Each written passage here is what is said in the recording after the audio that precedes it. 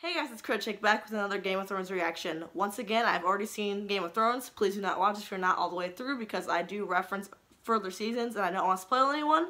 And another announcement, I have now joined Patreon. I have a $1 tier, a $2 tier, and a $5 tier, and they all come with different perks. So pause this video, click the link in the description box down below, join my Patreon. I have podcasts, full episode reactions, and it's very cheap. It's just a monthly cost, and you can choose what tier you want to do to support me. All the money is going towards my channel and my set, my camera, and my editing software, so it's all to make my quality of videos better for you guys. So please go click the link in the description down below, join my Patreon, and after you're done that, let's get into this episode reaction. Can't even put a man's armour on him properly. You're too fat for your armour. Fat? Lance is like, Is that how you speak to your king?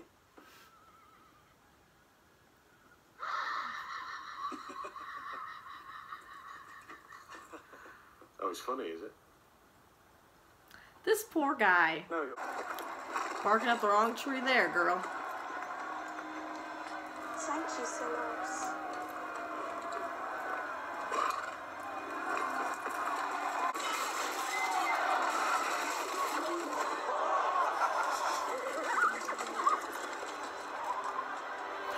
I didn't notice at the hound laughing. It's been so nice for you to have a friend. And tell me, Lord Renly, when will you be having your friend? Touche. I will not mess with you anymore, Littlefinger.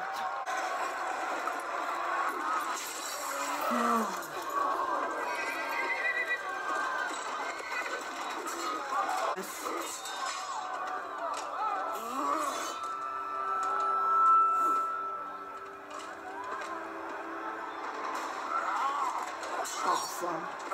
We shall see this again soon, hopefully. Obviously with a new actor, but This isn't the King's Road. You said we were riding for Winterfell. I did.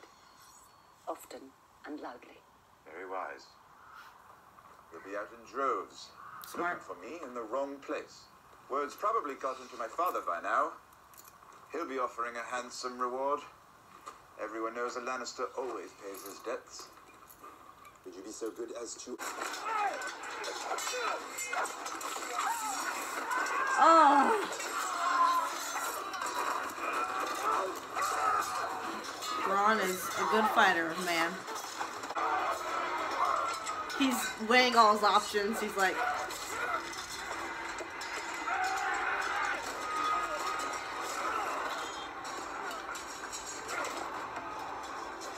ow.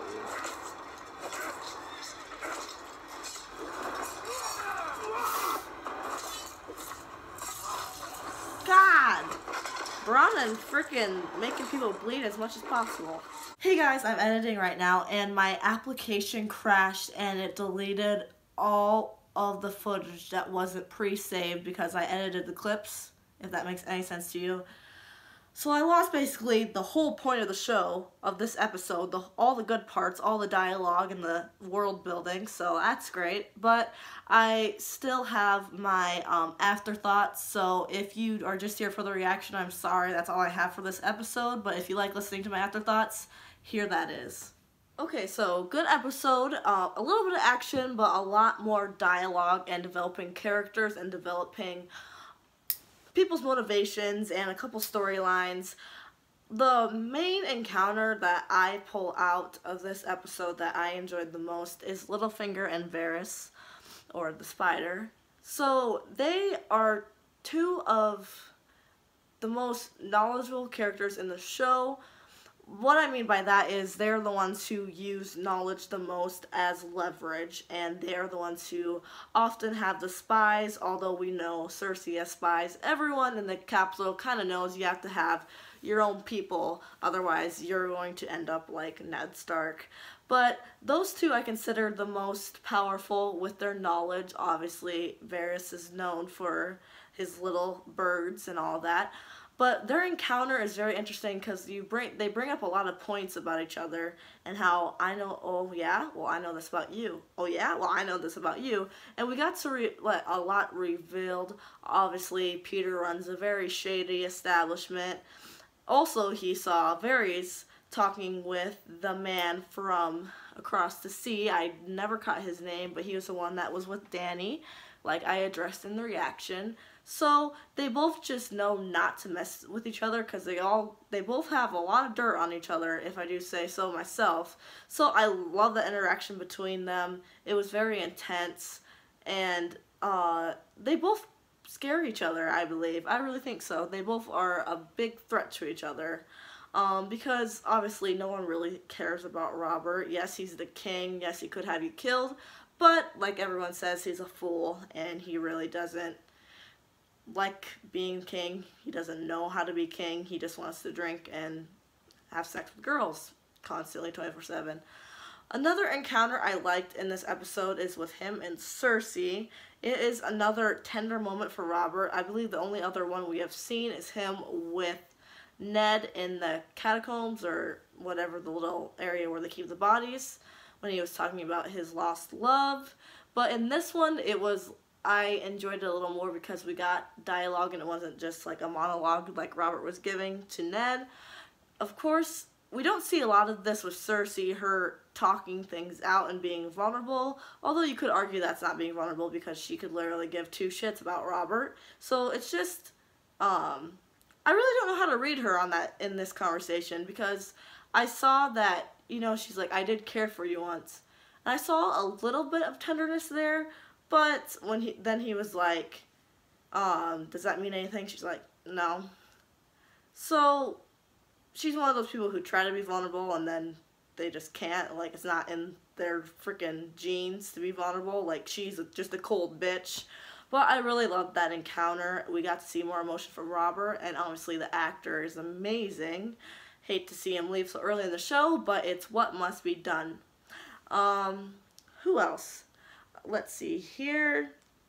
Theon and Bran, we saw a little bit of them in Winterfell. Obviously, Bran, it was more of establishing his distaste for his mother leaving him in Winterfell, although it's what needed to be done. She had to go warn Ned. And we got to see him watching Theon shooting arrows, and he just is not happy about him being paralyzed. He thinks it's an awful life to live, and like he said to Robb, I'd rather be dead. So he's miserable. Then we saw the encounter with Theon and the whore. God, I can't remember her name, but she shows up a lot more in the series until she freaking dies because of Joffrey, that little asshole. Theon was just talking about how the Greyjoys, you know, they've been Lord of the Iron Islands for 300 years. No one looks down on them.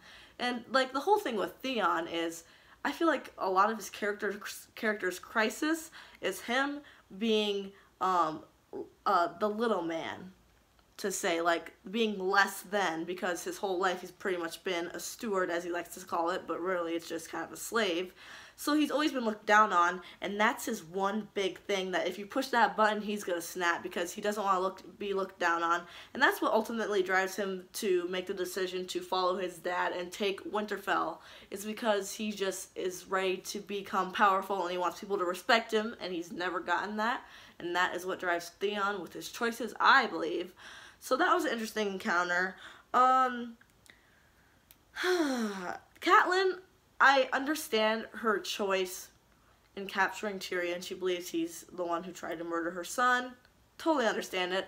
But then there's another aspect, and she did not consider any of her family in making this decision. She knows her two daughters and her husband are in the capital, where some of the most powerful people in the capital are Lannisters, and she took a Lannister, so she had to know there's going to be repercussions, and it seemed like she didn't really acknowledge them, think about them, or care, because her taking Tyrion started a big old mess in the King's Landing. So I kind of, watching it back, I was like, she really did not think this one through. And I still like Catelyn. I've always liked Catelyn, but that was just one part of it where I was like, You gotta think more. You gotta think more, because that's what you have to do to survive in this world, is to be a thinker and to have power. So yeah, Catelyn, that was a bad mistake.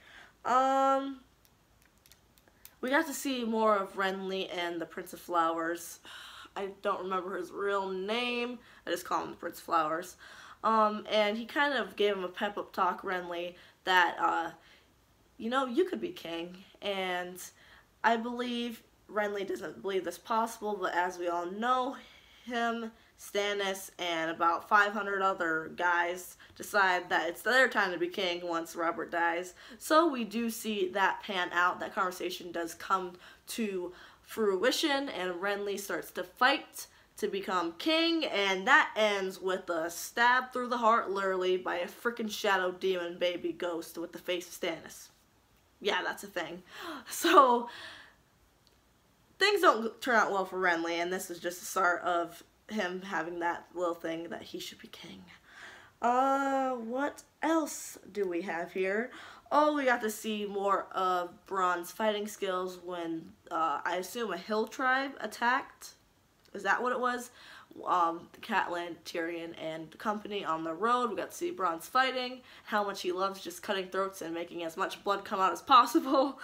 And then there was also a moment where Tyrion said a Lannister will always pay his debts, and we got a little camera cut to Bronn, and it was interesting because he's a sellsword, obviously, and their relationship, you know, he always goes, well, if you don't pay me, I'm not going to be here. So it's kind of just an interesting tip of the hat to how their friendship is going to go, where if you pay me, I'm going to protect you.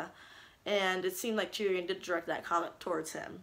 I had something else to talk about. Oh god, what is it? Oh yes, so I just talked about that little camera cut to see Bronn's reaction. I realized the character that they do that with a lot is the Hound. The Hound is often, in the earlier seasons, quiet and kind of in the background, but they do not fail to show his reactions to many things. His brother gets knocked off the horse, they cut to him kind of chuckling. Littlefinger's telling the story in the previous episode, they just cut to him. And a lot of the Hound's acting in the very first couple seasons is just facial expressions. I don't think this has happened. Yeah, no, this hasn't happened yet. This is in season 2. But there's when Joffrey is king and he starts just doing awful things, there's always cuts to the Hound, and you can see his hatred, and he just doesn't agree with anything Joffrey's doing. Obviously, we know he also establishes a relationship with Sansa, and you always see him kind of protecting her and cutting to him, and to, like, it's always his reactions is what I'm trying to say, which I find it very interesting. And the Hound is, like, a lot deep. I think everyone realizes how deep the Hound is. He's not just one of the brutes in the show. There's a lot more to him, which I enjoy. Let's see. I think that is all. Yeah, that's all I really had for this episode.